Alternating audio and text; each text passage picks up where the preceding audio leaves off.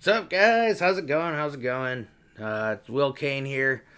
I'm gonna try this again, see if we can run another live stream. Trying to figure out how this shit works. I've only really done some of the other, um, you know, video recording then editing afterwards. A lot of times I don't got time for that shit. So I wanted to just jump into some videos I had actually saved because at the time, it was kind of inspiring me to make comment on it, and this whole kind of at least first segment's going to be on why I believe the problems and the solutions. It's all about class, all about economics in my mind. I think that we do have a lot of in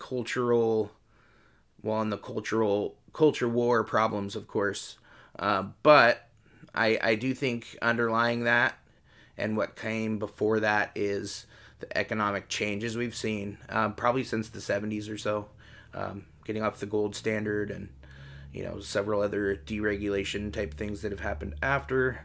Just the straight and utter corruption of our government, whichever side it is. I mean, Democrats and Republicans are both corporate parties. I mean, they will kind of divide us up and fight and kind of put on that show for us in terms of social policy. When it comes to, well, recently with like the Kyle Rittenhouse trial and the situation there where they will play both sides, but in all actuality, the Democrats will push more of this kind of extreme left wing, like racism narrative. And, people jump on that bandwagon and they, stand up for the tribe and pushing the same nonsense about it when a lot of them didn't even see the actual video of what happened.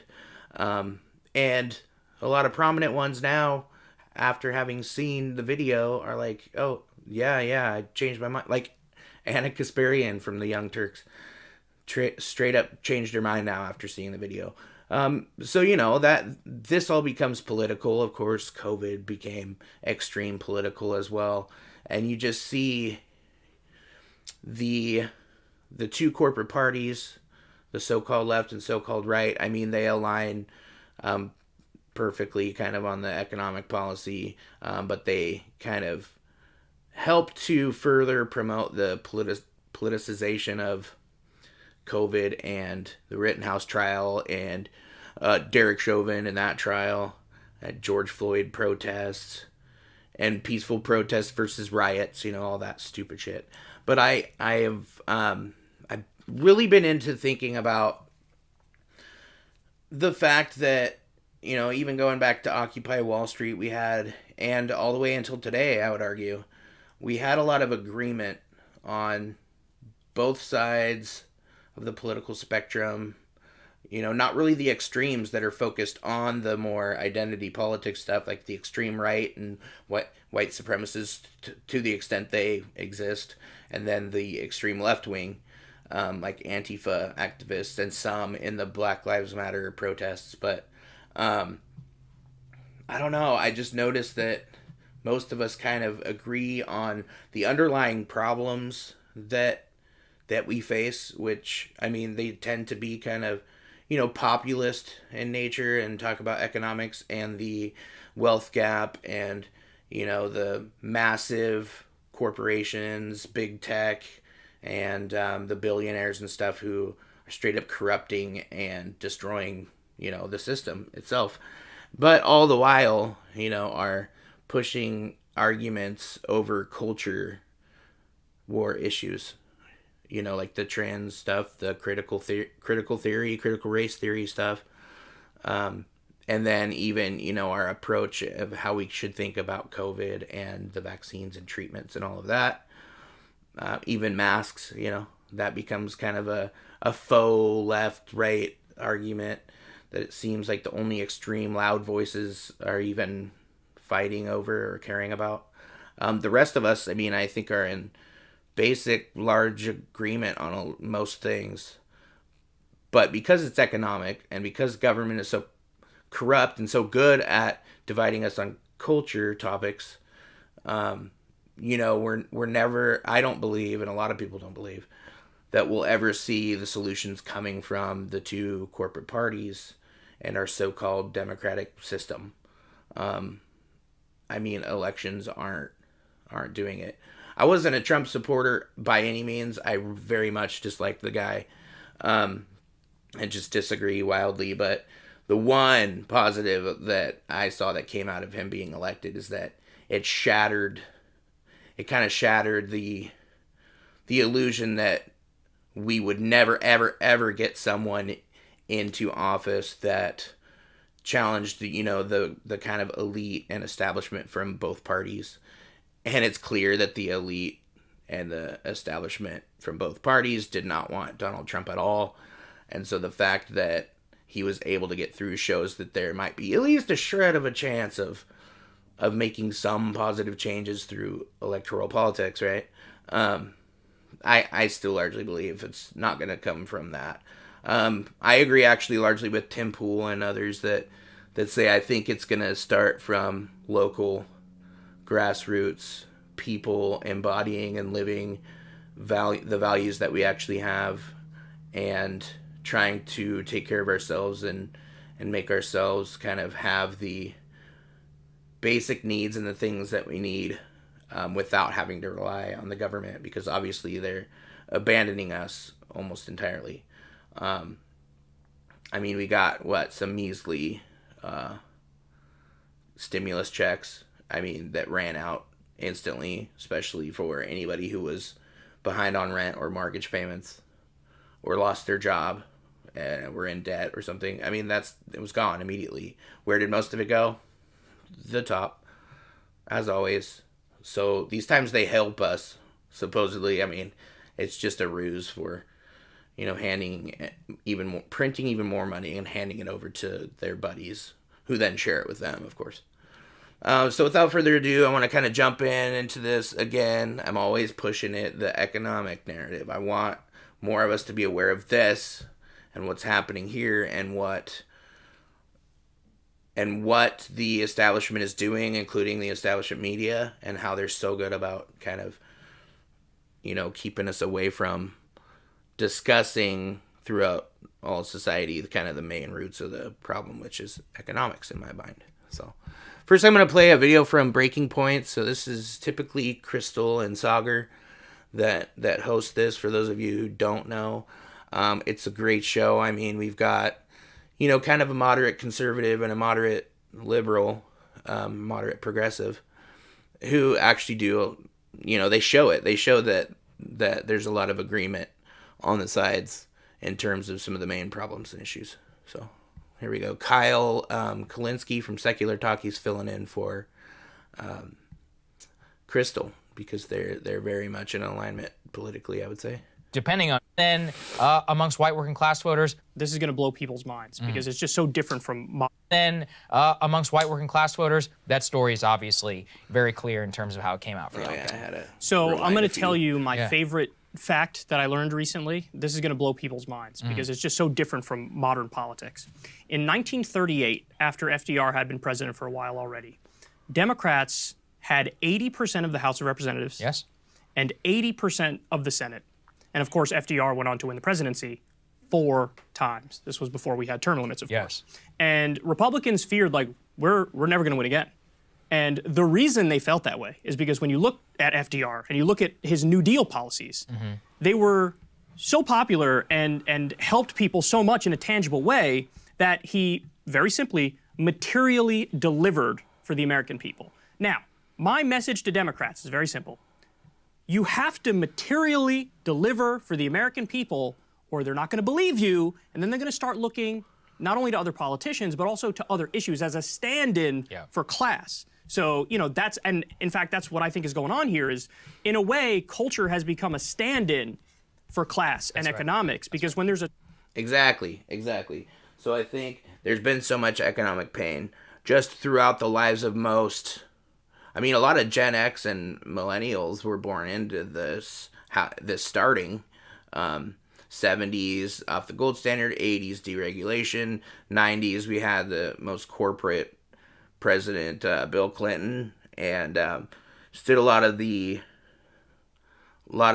more of the deregulation, and I mean a host of other problems, of course. But no, I think it's important to realize, like, a true kind of populist FDR who instituted so many amazing, like, economic policies to get us through, and out of, what was it? Was it after the Depression or before? I can't remember. I think after. But I mean, he was wildly popular because he actually delivered something substantial to the people that would, make their lives better, make them be able to make ends meet and pursue meaning in their life, I think. I mean, the way we make money and what we do for work is one of the main sources of meaning in our lives. And, these days we don't have a lot of those opportunities to really kind of make a career in something. A lot of us won't even have, like, what we had thought of as an actual, long, like, good career. I mean, the average time a employee these days stays in a job is like 3 years or something like that. Because you always constantly have to move up and move laterally between jobs to try and get ahead to reach that, again, what most of us want.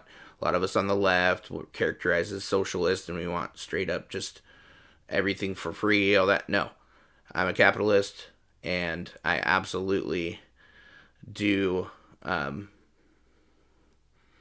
want us to be able to, work through and have a career to reach those middle class kind of, reach that middle class level, right?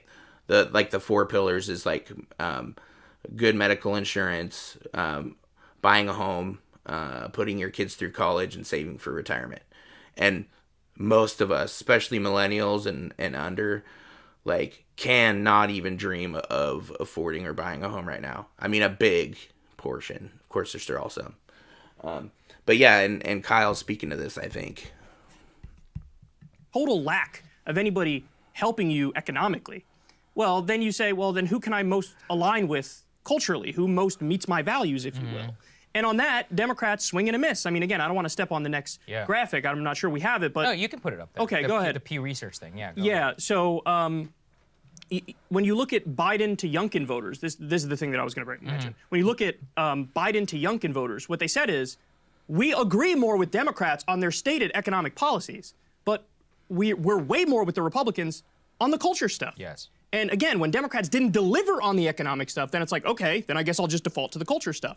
Yep. And those are the people who ended up going Biden to Youngkin. And then, of course, you have that new Jacobin study that came out. Yeah, that's right. We covered it on the show. And what did they find? They found that the most electorally successful lane for Congress is what they call populist progressive, which is like, go left. Yeah. Left on economics. With more of a libertarian social kind of policy view. Live and let live. Leave people alone, which means leave conservatives alone who want to have their communities the way they want to have their communities, who want to be able to, own guns because it's the right of all of us.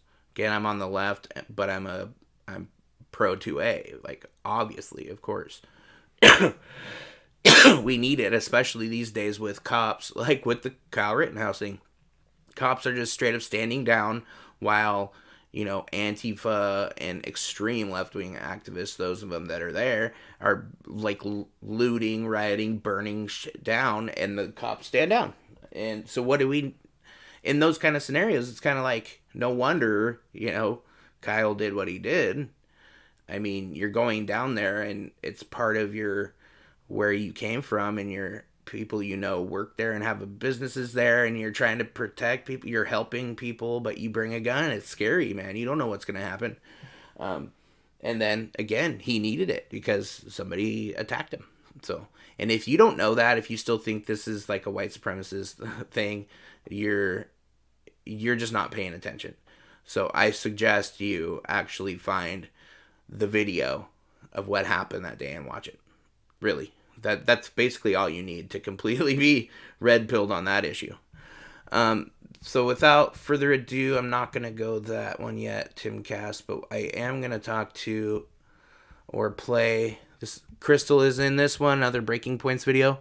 And they're talking to somebody who kind of wrote about this, like, kind of woke media culture war versus, kind of the alignment that a lot of us on either side have, which is on economics. So let's take a listen to this one. Katya Ungar-Sargon. She is the author of Bad News, How Woke Media is Undermining Democracy. And she joins us now. Gabatya, it's great to see you. Thanks for coming on the show. Welcome, Batya. Congrats on the book. Thank you so much for having me. You don't understand what an honor it is for me to be here at the mecca of bipartisan populism. Even when I disagree with you guys, I know that you're coming from this position of good faith, and I agree with you about so much that it makes me then reconsider my own positions, which is of course the whole goal of journalism. So thank you so much for having me, and thank you for exactly. Do you think we have that today? Do you think that our main journalism that's consumed by the vast majority of people, whether it be, these mainstream media channels on YouTube or through Twitter, and even the print media that, on their websites or through Apple News, that you find the mainstream media, they're not that at all. They don't give us facts unless it aligns with their agenda or the establishment agenda. We almost don't even expect that they will. I mean, it's completely slanted. We all know it. Gosh, and I still can't believe that New York Times and CNN have as much influence and power in society as they do. We've seen some of the most blatant lies coming from the mainstream media in the last few years, of course. Pre and post-Trump, through COVID and today. That is very, very high praise, because to hear anyone reconsidering anything is in America incredible. Today, so thank today's you for that. politics. All right, Batya, you have been at the forefront of kind of highlighting and trying to look at how woke politics can really undermine our democracy, especially within the news media. Why did you decide to write this book, and tell us a little bit about what's in it? All right, so this is not actually the book that I initially wanted to write. I wanted to write a book called A More Perfect Union, based on a lot of reporting I was doing from the South during the Trump administration, where I was finding things that, as a New York City journalist, was really, really surprising me. Like, for example, so many of the culture wars that had been waged over the 90s and the early aughts had just been won by the left, and nobody was talking about it. Things like marriage equality, things like police reform and how much we need it. These were things that were just no longer issues of debate. And I really wanted to write a book about how we're so much more united about the major issues that this nation was founded on than we are divided. And I just couldn't sell it. I mean, nobody wanted to buy this book with all of this good news about where our nation was at and how much unity there is below the surface. And finally, a very kind editor sat me down and said to me, look, if we are not polarized, why do we think we're so polarized about race, about politics? Why don't you write that book? So that's the book that I wrote. Oh, that's really fascinating, actually, that origin story. So you end up writing, instead of the good news, you write the bad news. And Exactly. the bad news has a lot to do with the state of journalism, and you track the history of the modern media and the class shifts that have happened that have Yeah, on that note, it's fresh, so I'm going to bring it up. The Rittenhouse Trial and all of that. I mean, literally the mainstream media still, right now, after the verdict of not guilty, is still running with him being a white supremacist who murdered minority protesters, and the system's so corrupt that he got let off. Come on. It was, watch the video, clear self-defense. The victims were not minority, they were white. And again, it's there wasn't any of that true. And the fact that he is not guilty was based on a full trial, where the threat of rioting there after a not guilty verdict had to have been super hard to not like consider for the jurors, because it would have made them want to say guilty so that they didn't get hurt afterwards. And they still found him not guilty. So I think it goes to show. I mean, you can put the stories up side by side. Tim Pool, both on his own channels and Timcast IRL, has done a great job of kind of comparing the narrative versus, the facts coming out of the case. It into effectively a monoculture with gigantic blind spots with regards to especially working class issues. Take us back to kind of the origins and, the working class roots of a lot of media outlets and a lot of journalists themselves. Yeah, so my book is essentially a sort of populist history of American journalism that sadly is also the story of how the media abandoned the working class. So American journalism really started in the 19th century with people like Joseph Pulitzer and Benjamin Day. And these guys, they showed up at a time when the media was really pretty much created for and by the elites, the business elites, the economic elites, and then the political elites. And they kind of looked around themselves and they were like, there are so many more poor and working class people, and they're all literate, and they have nothing to read. And so they created what was called the penny press.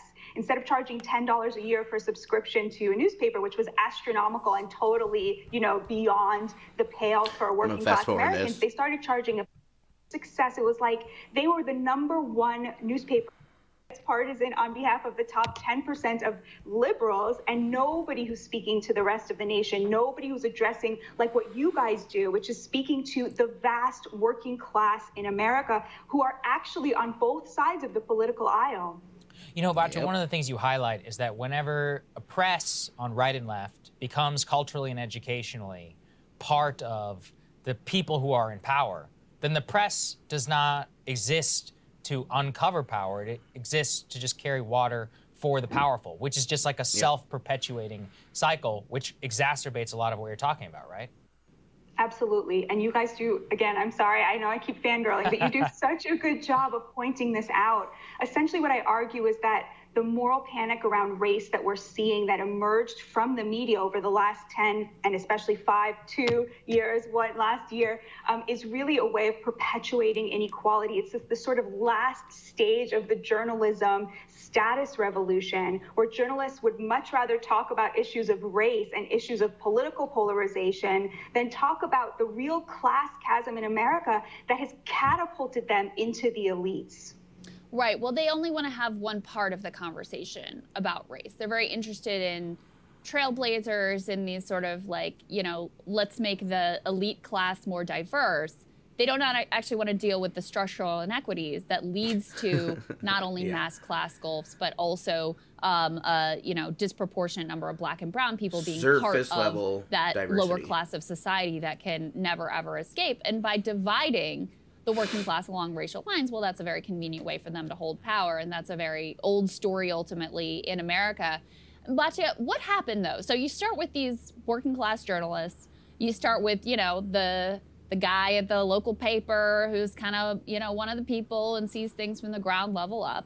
And now we're at this point where I always tell the story, but when I started at MSNBC, I had 3 co-hosts. I was the only one that wasn't from Massachusetts, right? So, that just really underscored for me that there was like one type of person basically who was ending up in these prominent media positions. And so you end up with, a lot of the same sorts of stories.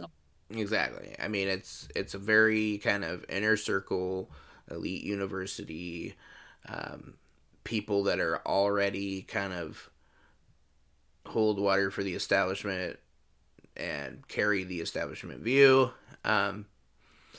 They're going to kind of naturally pick stories that, align with those views and purposely ignore, well, maybe even subconsciously ignore stories that affect average American because they're so damn disconnected from just average Americans and working class people. The same sort of perspective. When did that start to change? How did we end up in this place? So it happened, gradually and then all at once, as so many things do.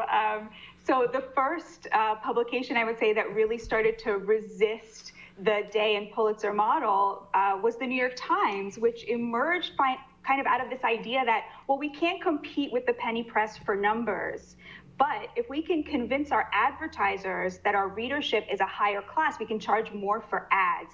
And that's exactly what they did. And it's very easy to signal to the working class, we're not for you, right? Like, it's very easy to say, like, we are not here to represent you. We're here to represent an elite clientele. So that was the model that the New York Times sort of picked up. And essentially, over the course of the 20th century, that model really won out. So in 1937, a study of elite journalists, right, the top of the tier in Washington, found that less than half of them had a college degree. Fast forward to 2015, and 92% of American journalists have a college degree. The funnel towards becoming a journalist has become incredibly narrow.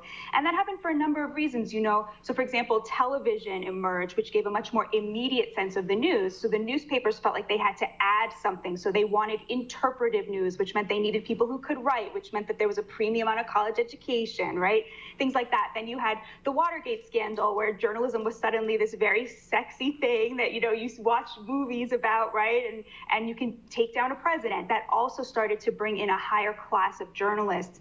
But really what sort of like catapulted this was the digital revolution and the collapse of local media. So for a long time, you had just, you know, local newspapers. You would have towns that were one newspaper towns, right? And so the publisher there could either lean left or right and sacrifice 50% of their readers, or they could sort of hew down the middle of the road and get 100% of the town's readership, right? And with the collapse of local journalism, essentially journalism has become much more digital and much more coastal. So now over 75%. Isn't that awesome? So basically what she's saying and what the history she's telling us about leans towards is, yet again, decentralization, decentralizing media. I mean, I'm encouraged because there's so much, like, massive, I mean, with massive viewership, independent media sources, especially on YouTube. Gosh, I gotta shout him out. Tim Pool's like one of the best. I mean, he's so clearly, if you listen to him and watch him, is, you know, a lefty on a lot of things, but has some crossover, I think, like the majority of us. And man, whenever I dig any deeper on anything he's reported, it's shown that he reports the facts. I mean, it's just true. Will he get things wrong sometimes? Of course, everyone does. So it's not like his words are gospel and he never pretends that they are. But I would recommend anyone, you know, if you want to look for a good news source, I mean, I think Breaking Points is awesome because you get kind of both perspectives. You get Tim Pool, who has a lot of the kind of populist perspective, decentralization, you know, has a lot of right-leaning people on his show because, I mean, it's the only people that are noticing or wanting to talk about kind of the culture war stuff, and who are also seeing the economic problems. So I don't blame him for the people he has on there. I disagree and agree with a lot of them. No matter what their label is, kind of depends on the issue, right? We need to kind of get a little more granular and a little more specific on what we believe and what we think, right? I mean, there's too much generalization, of course, all the time. Labeling, putting people in one or two camps only when there's a vast spectrum. Gosh, it's only the loudest voices, again, and the most extremes of the right and the left that are really having a whole lot of the discussion, right? But I mean, the extreme left is who is in power for the most part, at least culturally, socially. Journalists in America live on one of the coasts, which means that, of course, they're much more liberal. They're also much more affluent. They're much less religious. They're much more pro-choice, et cetera, et cetera. And so there's been this real sequestering of the media. And because it's such a hard industry to break into, you can have places like the New York Times and the Washington Post and NPR only take their interns from the top 1% of universities, right? And that funnel just squeezes the people who make it up the top the way meritocracy does, and everybody else gets dropped down. Yeah, Bacha, what's the way out? What do you think? I mean, yeah, that's rigged. I don't see that changing anytime soon. I mean, I love this show. I can only do so much. It's not, you know, it's like two people against an entire system. What's the solution? The solution is what your producer, James Lynch, wrote about. It's working class people overcoming partisan divides to advocate on their own behalf. It's people taking back power from the elites. It's people, it's the American people refusing this nonsense of polarization that does not reflect where we are. It's people going out and spending time with people who they disagree with, because that is how you become a better person, and that is how we stitch back together. Exactly. The people going out and rioting, they're extreme. They don't hold the views of the vast majority, even the vast majority on the left. But, you know, a lot of us on either side are really bad about kind of sticking with our team, with our tribe, even if we don't know the details of a situation. So naturally, people who are on the left or Democrat, if they hear that there's left-wing protests going on, they're going to do their best to defend it. Same with some of the right that was defending at least some of the worst, you know, behavior at the January 6th riot that the media and the establishment's trying to make into this seriously like an actual insurrection, when they were like bumbling. A lot of them were bumbling idiots that just wandered into the Capitol. But anyways, I mean, that was a crazy, ridiculous debacle. Doesn't help in, you know, uniting us around some of these ideas, but fabric of this nation. Well said. Batya, congrats on the book. Thank you so much, and we're really grateful for your time. Shit. That's right. Well, link down there today I in the may have only enough time for one more. I had a Russell Brand video. It looks like he talks about Kamala Harris, but again, it kind of goes to, if I remember right, I think that he's kind of talking about like how just everything, like kind of socially, culturally, it's just faked. It's the woke, it's the just ridiculous kind of manufactured distractions going on with the thing like Kamala Harris and the hiring child actors thing. You'll see if you haven't heard about that yet. But then he kind of speaks to the, you know, this economic pain and problems and what we should do to resolve it as well. Oh man, did it go to another freaking video? I think he's one of the most unmissable performers on the planet with his on-screen. That's not it. Let me find it again here. It's in my notes. There it is. Kamala Harris used child actors in a video to promote going to space. Now, who cares, really? But, except, it's sort of, how much propaganda do you need? And does this point to why movements like the whole Let's Go Brandon thing take off? Because you just want some authenticity and a bit less sterile propaganda bombarding you. What does it mean when politicians and media conspire to create content like this? Why do they do it? And should they stop? A video meant to sell children on the wonders of space exploration featured US Vice President Kamala Harris alongside a quintet of child actors who auditioned for their roles, it has been revealed. Now, look, in a way, I'm a person that's worked in media. I suppose you would. You'd get kids that can confidently talk. You don't want kids that are going to clam up and not speak and are shy and all that. But the problem is these things are presented as organic. What we continue... I don't know. I think playing this video, it's going to get to, you know, that economic point. But I really do think it kind of is great to kind of show the well, like he said, the freaking propaganda. Like, it's so disingenuous. It so misses the point of what most Americans care about. We just want to freaking feed our families and try to move forward and have a better life. That's it, man. And nobody talks about how we're going to do that.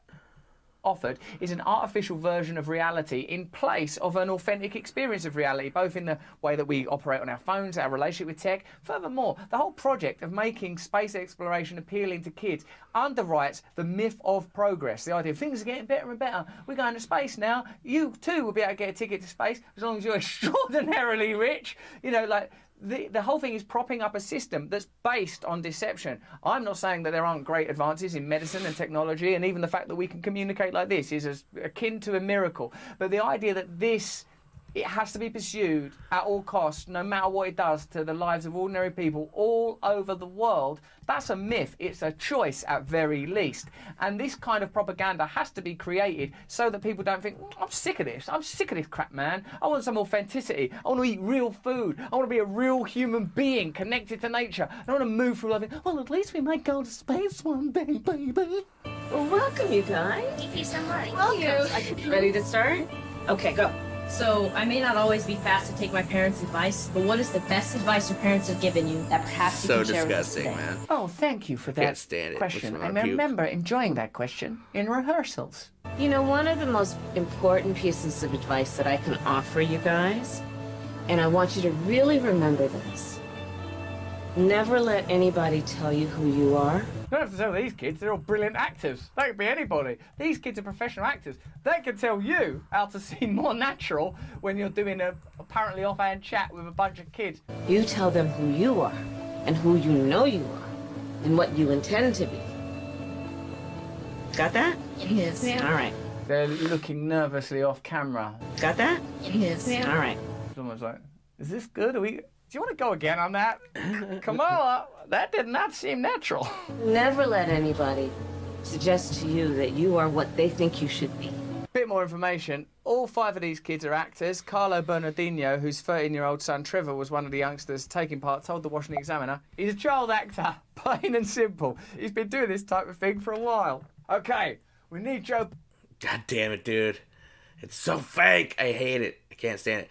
Man, all of polite society, like the so-called kind of middle and upper middle class that does still exist, that, you know, kind of run the institutions, this uppity kind of thing, the types that are watching mainstream media. Just so fake, and that's what she reminds me of. God dang it, I can't stand it. And just the whole, like, portrayal, the whole thing. It's like, ugh, disgustingly fake. I want something genuine. God damn it. Like, can't we be honest about, like, problems and honest about things? I'm just so sick of it. I got kids, man. I got a freaking family to take care of. I'm sick of living in my grandma and mom's basement with my wife and kids because we can't afford housing when I have an awesome paying job for the area. My wife works weekends and nights, but she's about to leave, so I'll have to wrap this up. But we don't give a shit about this. Can you please talk about real stuff for once? To do a video on why it's really good to have a strong pharmaceutical industry. Hey, Mr. Biden, sir, is it possible that I could get some more tablets for my athlete's foot? Oh, it is actually, son. Let's go, Brandon! Quiet! Who said that? Trevor Bernardino told KSBW that he was asked to submit a monologue about a topic he's passionate about, as well as 3 questions he wanted to ask a world leader. The next step was a virtual interview with the producer of the video. According to the Examiner, the video featured Harris, Trevor, and co-stars at the US Naval Observatory. Just think about the lengths they go to put on this show. When it's like, I bet half of the effort could have been put into, and the energy expended put into just like addressing real problems. Again, I mean, you don't make as much money that way. You don't get as much favor with the people who pull the strings, I guess. So, you know, I mean, they are human too. In DC, where the VP is located. During the same time, the Taliban was in the midst of its final offensive in Afghanistan, and thousands of illegal immigrants were being apprehended at the US-Mexico border. So, look, wherever you stand on the war in Afghanistan, well, the Federal Reserve is printing billions of dollars. The fact that this ludicrous construction was being worked on during that tells you a lot. It's an interesting moment to take the pulse of the United States of America, which many people would argue, and I'd be sympathetic to this argument, the greatest country in the world, greatest cultural machine, glorious democracy, incredible things.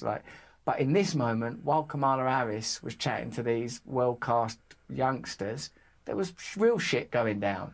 And instead of dealing with it, you're presented with propaganda. That's what this is, propaganda to underwrite the basic flow of life. And we're not fucking stupid, will you please? Politics and resources. Don't disrupt it too much.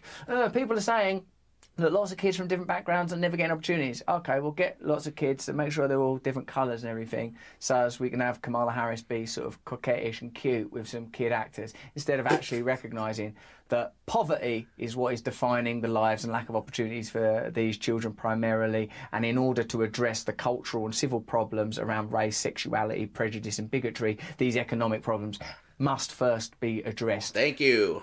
But that will, of course, mean real change, right? That you can't paper over with a little video.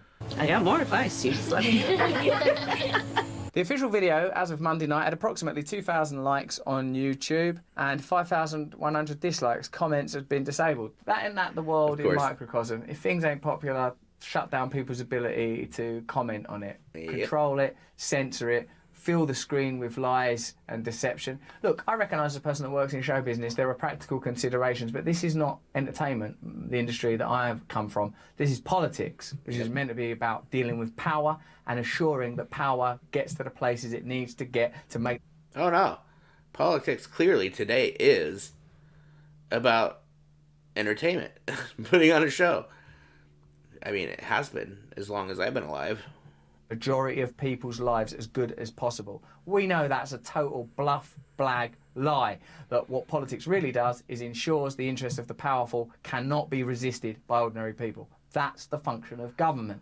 To dress that up and disguise it with these adorable children and Kamala Harris is propagandist at best. So what is the most surprising thing you found about being vice president? There have been a lot of things because I've never been vice president before, so there are... To kids, don't they say the darndest things? Look, this whole exercise, like in its synthesis, in its saccharine sweetness, in its banality, is a window into the kind of fluffy deception that we're continually bombarded with, pummeled with, society, in order that that's fake. Elsewhere, incompetence and lasciviousness and venality can succeed. So what... Jeez, bringing out the SAT words, man. I don't know what those fucking mean. A regular guy. And I'm told I'm pretty smart, too. This is ultimately an innocuous pap story about promoting, you know, the space industry, and let's face it, it is an industry now. It's revealing because you can see the lengths that people go to and the means they use in order to make public figures seem normal, appealing, affable, easy to talk to. When, for what? For why? Why not just get on with the bloody job of creating a better, fairer America, opposing corrupt power where it exists, affording opportunities for change to people that need it and deserve it. Oh no, that's hard, and that would affect the interests of the powerful. What we should do instead is cast some lovely looking kids, coach Kamala Harris to the best of our ability to try and seem normal for 15 minutes on a bloody balcony. There are many new things, but I'll tell you one of the things that I'm really excited about, and one of the reasons for our visit and the time we're going to spend time together today. I'll tell you why we're meeting. Because this is an unpopular government. Because we've pledged a lot of things that we're unable to deliver. Because, after all the vitriol directed at Donald Trump, this ain't a hell of a lot better. And lives of ordinary people is not going to improve. And when they notice that, they're going to be disappointed that we've not done anything to stand up to big tech or big pharma. We're not going to do anything at all to wage war against inequality. So, well... Pretty basic left. I did not support Biden at all, or Harris, or any of them. Again, both sides are so freaking corrupt. But again, at least the Republicans are challenging the woke crap. You know, and that's why some people who were on the left voted for the right, because the culture is standing in for the real problems we face, which is economic, because the establishment parties will not address that in any sort of way. Is we set some nice kids around in a circle, taught me how to make eye contact and seem a little bit normal, and that hopefully will take some of the pressure off this government so we don't ever have to actually do anything like represent ordinary people and the needs of ordinary people. Why are these kids all crying? Are those actors' tears? These kids are good. I really believe they're crying. I am crying. I had dreams. My mom... Then that's an impressive and powerful story, and it would be more impressive and powerful if it meant more opportunities for other people that are excluded from power, and perhaps more importantly still, a distribution of power so that more and more people have access to opportunity. And by opportunity, I mean a life that you want to live. Exactly. And that's it. I do got to go. My wife's got to go to work. God, I'm just so sick of it. I want more of us, more people to come together, recognize this false fight we're having over culture, and the fact that we have to address these economic issues. Culture will never change until they do, I don't think. So we'll save those ones for next time. Well, with that being said, I really appreciate anyone who, well, not watching now, but watches later, trying to get started on this. I love to talk about it. And again, we need more of us to come together. So let's all get involved. See ya.